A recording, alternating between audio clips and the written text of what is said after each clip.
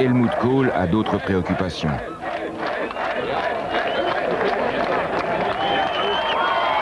Le mur de Berlin vient de s'effondrer. La carte de l'Europe s'en trouve redessinée. Moins de 3 semaines plus tard, le chancelier Kohl surprend le monde entier en appelant à la réunification de l'Allemagne de l'Est et de l'Ouest.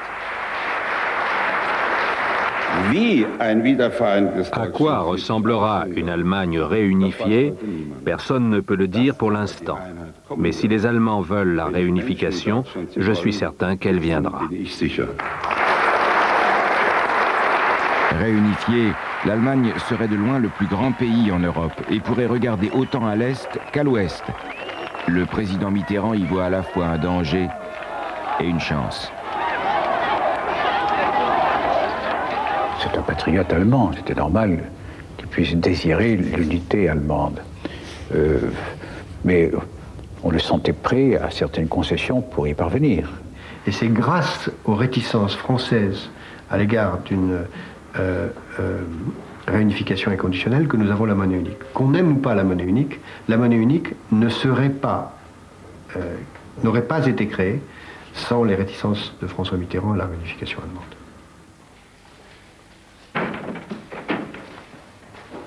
Mitterrand exige une concession majeure avant d'accorder son soutien à la réunification de l'Allemagne. Un accord sur la date de mise en œuvre de la clause sur l'UEM de l'acte unique européen.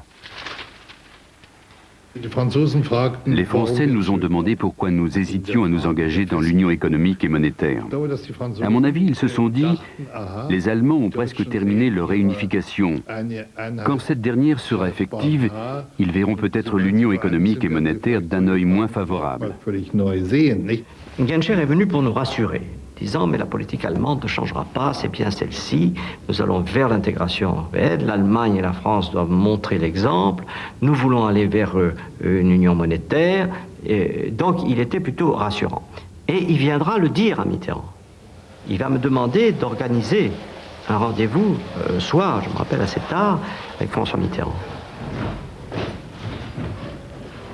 Le président français est déterminé à amener les Allemands à s'engager tout de suite sur une date précise pour l'UEM. 2 jours seulement après le discours de Kohl sur la réunification, le ministre allemand des Affaires étrangères fait face à un Mitterrand résolu. Il a même été assez brutal. Il a dit c'est pas la peine de m'envoyer toutes sortes d'émissaires. Je vous confirme que je vais demander à Strasbourg la fixation d'une date et que rien ne me fera changer d'avis. Et que donc, s'il doit y avoir un désaccord entre nos 2 pays, il y aura un désaccord. Voilà. C'était pas une menace, mais en fait, c'était quand même une mise à plat des choses entre amis. J'ai dit non, ce sera inutile. Une Allemagne réunifiée continuera sur la lancée européenne. Il a dit ce qu'il avait à dire, et puis il a enregistré ce qu'avait dit le président, et il a dit je ferai part au chancelier, naturellement. J'en ai discuté avec le chancelier à mon retour de Paris.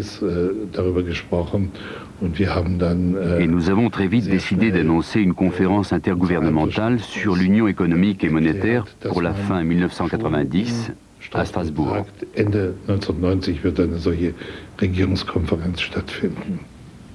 la réalité, c'est que l'unité allemande était voulue par les Allemands et que l'on ne pouvait absolument pas s'opposer à la volonté populaire allemande. Il fallait simplement la négocier pour la réaliser dans les meilleures conditions possibles pour tout le monde.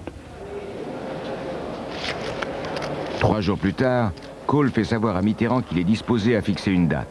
Ainsi, 1 mois seulement après la chute du mur, Mitterrand peut annoncer que la prochaine étape vers l'union monétaire totale sera franchie avant 1 an. La conférence intergouvernementale se tiendrait à la diligence du gouvernement italien, président à l'époque, avant la fin 1990.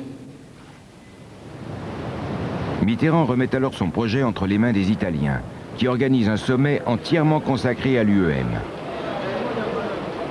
L'expérience nous avait appris que si les sommets européens abordaient trop de sujets, ils n'aboutissaient à rien de concret.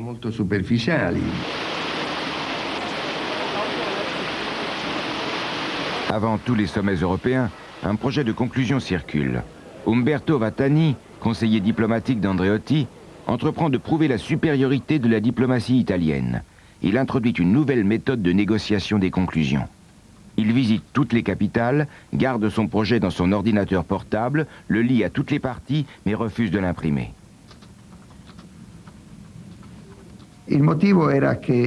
C'était pour garder une certaine souplesse. Personne ne pouvait nous coincer sur telle ou telle phrase, telle ou telle expression.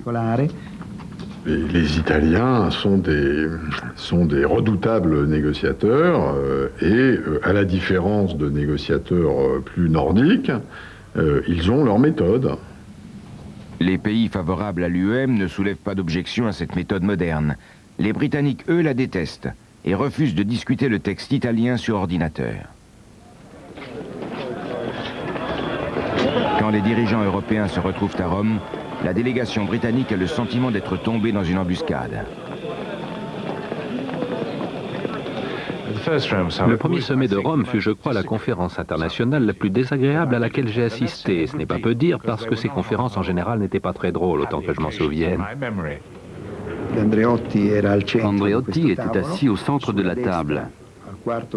4 ou 5 sièges plus loin, à sa droite, se trouvait Madame Thatcher, ce qui veut dire qu'elle allait parler en 4e ou en 5e. Tous les autres reconnaissaient l'importance de l'union économique et monétaire.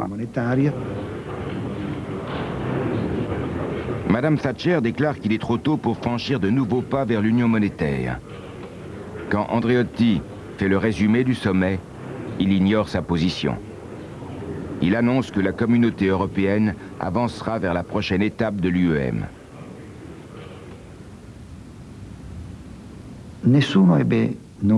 Personne n'avait rien à ajouter, sauf Madame Thatcher. Elle comprenait parfaitement l'implication de ces conclusions. Elle a dit à Andreotti, « Monsieur le Président, je ne suis pas d'accord avec vos conclusions. » Andreotti a répliqué, « Je le sais très bien, mais je parle pour tous les autres. » Il était tout à fait représentatif de l'homme politique italien comploteur et calculateur qui cherche les dosages délicats, les alliances potentielles. C'était un manipulateur, un stratège par excellence. Je crois que tout ce qui l'intéressait, c'était d'évaluer les intentions de Mme Thatcher afin de mieux les contourner. Assurément, c'est une femme de grands principes. Elle est tellement convaincue de la justesse de ses idées qu'il me paraît improbable qu'elle ait pu jamais s'intéresser aux opinions des autres.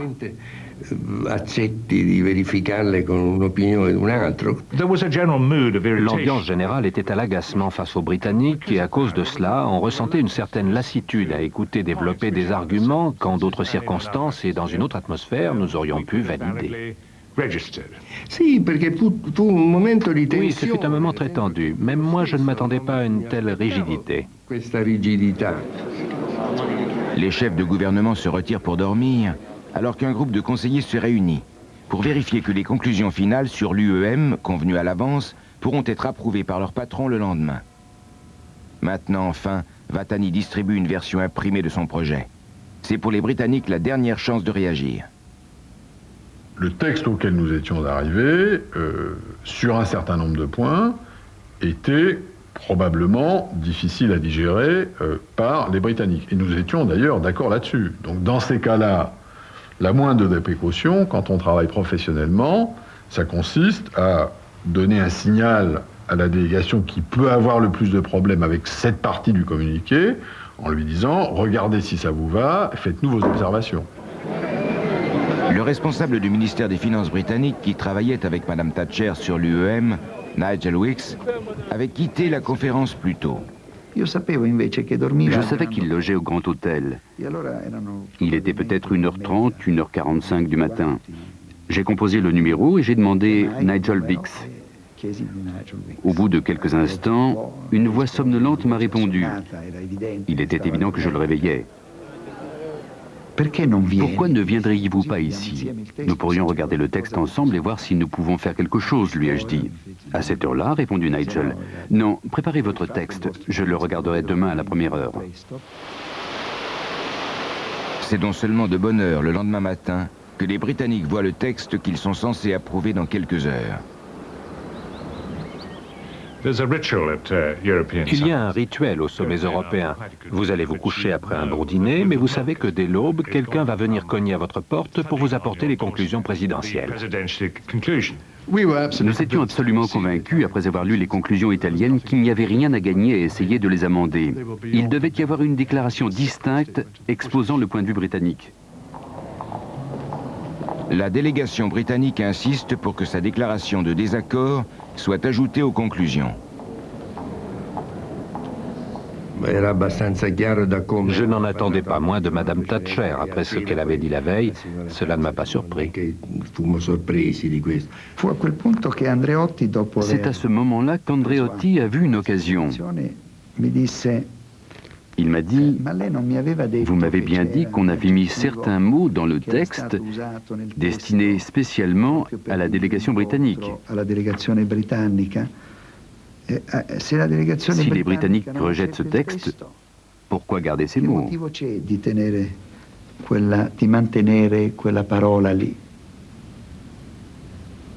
Alors se joue le dernier acte de la pièce. Les mots-clés insérés par Vatani pour garder les Britanniques à bord étaient une monnaie commune, définissant une monnaie européenne qui pouvait exister à côté de la livre, du mark, du franc, de la lire, etc. L'autre option, une monnaie unique, allait beaucoup plus loin et signifiait l'abolition de toutes les monnaies nationales. Andreotti a demandé qu'aurions-nous mis s'il n'avait pas été nécessaire d'obtenir l'approbation des Britanniques? Et j'ai répondu, nous aurions mis monnaie unique. Il faut admettre qu'une monnaie commune est une chose et qu'une monnaie unique en est une autre. Vous pouvez vous amuser avec les adjectifs, mais il faut faire un choix. La monnaie unique est-elle acceptable pour le chancelier Kohl, a demandé Andreotti. Je crois. Alors, arrangez-moi une réunion avec lui.